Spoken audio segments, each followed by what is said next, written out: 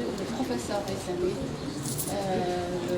monsieur Chiban, le directeur du musée d'eau, le directeur de l'environnement et son personnel bien sûr, et tout le mouvement associatif pour cette promenade culturelle, éco-culturelle que j'espère sera bénéfique et réussie, Inch'Allah. Donc sur ce, je donne la parole à monsieur professeur Aissami pour nous donner pour nous faire un petit merci madame.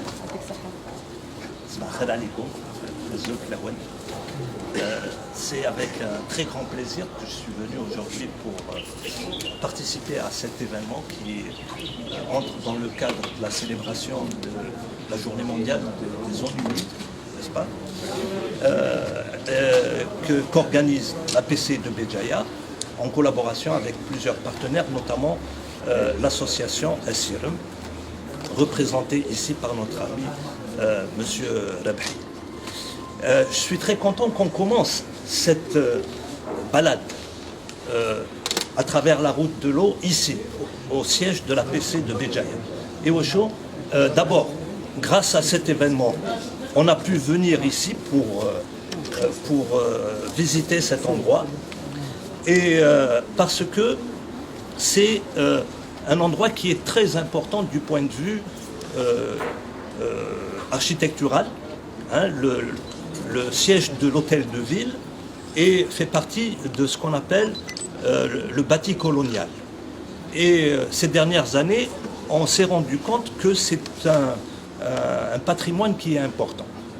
On le voit d'abord, par exemple, le siège du théâtre régional qui a été classé.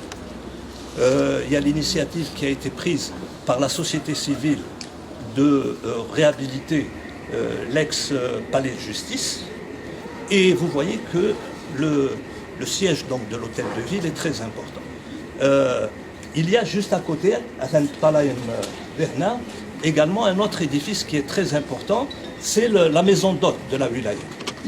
La maison d'hôte, qui était avant le siège de la Daïra, a été construite par un éminent ingénieur mathématicien qui s'appelle Albert Ribot.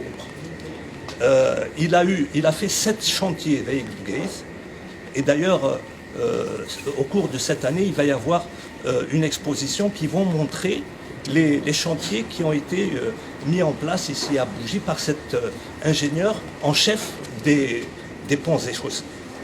On va le bureau de Madame Hassam, Hama je veux dire, qui est important d'abord parce que c'est une ancienne citerne romaine. Et là, je pense que M. Chiban va ensuite prendre le relais pour parler de cet aspect. Mais également parce qu'il y a ici, c'était avant une salle de lecture. C'était une salle de lecture. Et vous avez ici, à côté, la bibliothèque. La bibliothèque qui contient un fonds documentaire de livres anciens qui est très très très important. Une collection qui est vraiment très très importante. Il y a deux collections de livres anciens Xan Azel. La première c'est celle-là, la deuxième c'est celle qui se trouve au niveau de la bibliothèque des enseignants, au niveau de la place Patrice Lemain. Et ici à côté il y a les archives de l'APC, qui est également un fonds qui est également très important parce qu'il y a la mémoire de la ville de Béjaïa depuis que a été mis en place, je crois que c'est en 1854, la commune de Béjaïa. Voilà, donc je pense que...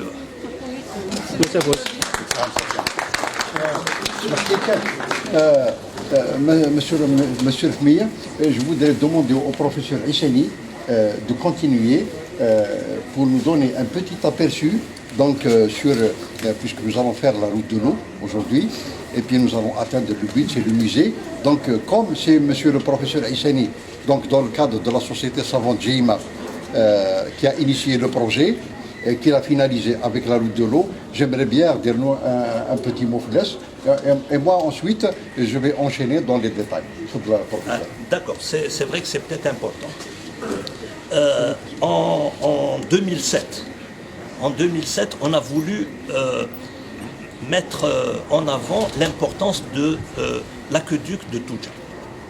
L'aqueduc de Toudja, il est mondialement connu.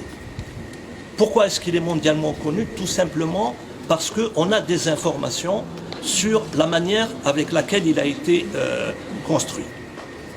Tishkir, M. Chiban va vous montrer le cippe romain qui se trouve sur la petite fontaine en face de l'hôtel de ville.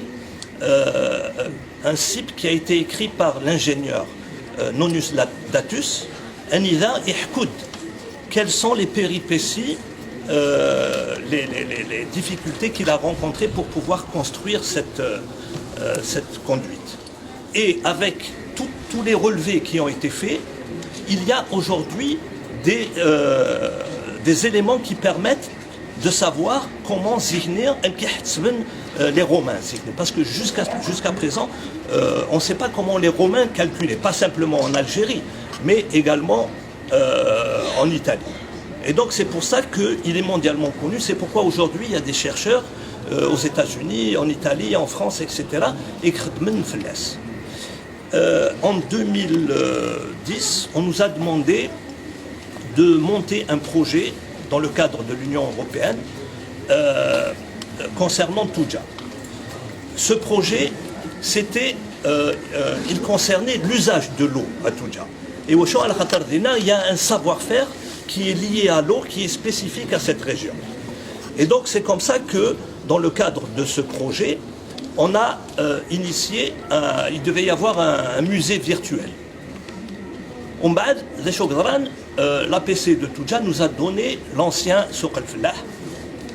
Et c'est pour ça qu'on a ensuite transformé le projet en un projet réel que vous allez visiter et qui fait partie d'une étape de la route de l'eau.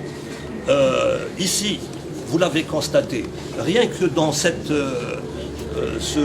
petit périmètre, il y a 3 étapes concernant la route de l'eau.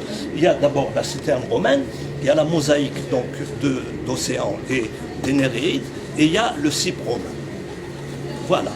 Donc, lorsque ce musée a été inauguré en 2010, la marraine du musée, c'est Jamila Bouhirt, qui était accompagnée d'ailleurs par M.